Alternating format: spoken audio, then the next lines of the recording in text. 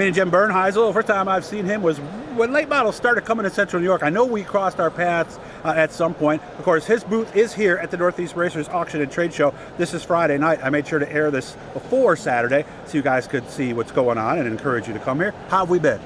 They're really great. Probably better than I deserve, but not quite as good as I want to be. How is the late model business right now? You know, late model business has been fantastic. Yeah. The race cars have gotten very exotic, and we like to be on top of the technology. That's what made me fall in love with them in the first place. And it's been really, really good. And if you want to see, because I was looking at this one, I'm going to try to talk Jim into going over it with me after we're done with this. I looked at this cutaway late model you've got here without the panels. I don't even know what half that stuff is in there. It has really gotten technical, hasn't it? Yeah, they're very complicated race cars, and as I said, that's part of the appeal to them to me personally. And makes you stay on top of the technology, which we've been very fortunate to do. Also, as I'm getting a little older, I'm really fortunate to have two young sons very involved in the business that are really on top of the technological end of this game. Yeah, because I know, like for engine builders, a lot of the sons of a lot of the engine builders have not kept up. So it's nice that you do have this and make it a family deal. Yeah, I'm very blessed in that regard. Yes. There's another frame here that looks familiar to me. That is a street stock frame. Yes, so that's our M Series frame. We made a tubular version of a 78 to 88 metric GM car. Is that the Monte Carlo? The Monte Carlo was that one. Yeah, Grand Prix. Many platforms, Grand Prix, Regal, etc.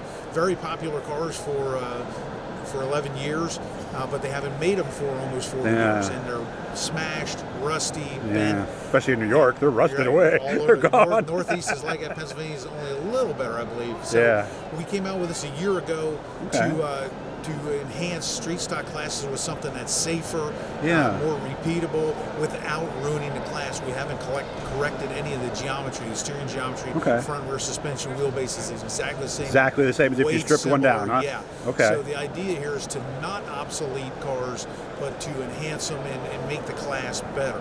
Okay. I know Nick Stone was selling some of those. Are these your chassis he was selling, the frames? So Nick builds his own frames for another series.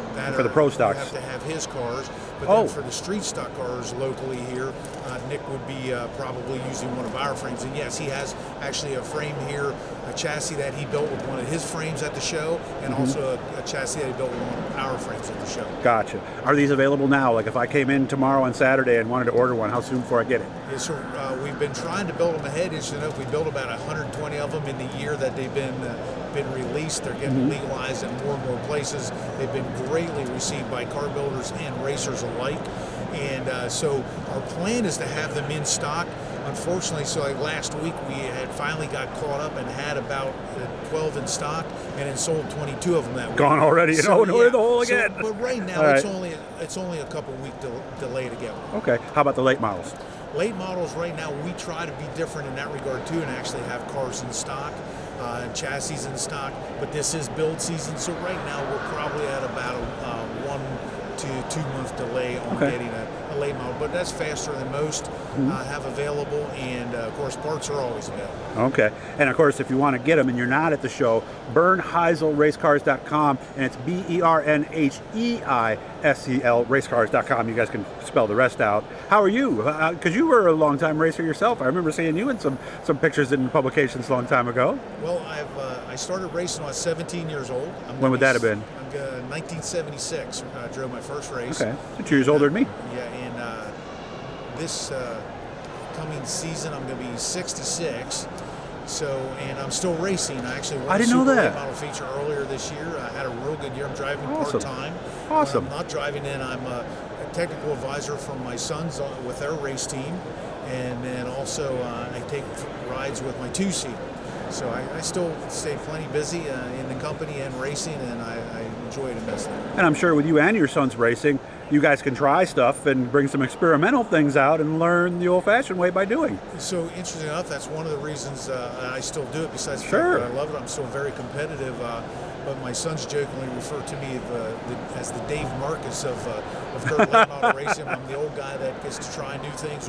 But you're still winning. I still give feedback on what we're doing and how it feels to me. As I said, my sons are ahead of the technology curve on me right now, but I still know a little bit about the sport and give my information. Experience and knowledge can often beat skill and youth. So old age and geometry fits in there as well. I wasn't going to say that because that's my dad. That's my dad's line, but I wasn't going to say that because you build race cars. I didn't want to go anywhere near that. Great to see you again. And can we take a walk around that with the camera and you can point some stuff out to me? My friend, I'd be glad to do it. Awesome. So look for that one to come up a little bit during the week.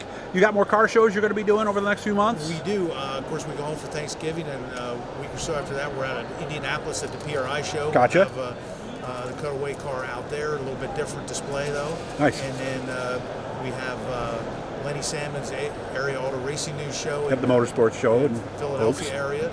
And then at the end of the month, we have an open house the last weekend in January, which is a huge event right there in Jonestown, Pennsylvania. Free food, drink, awesome. Mini trade show.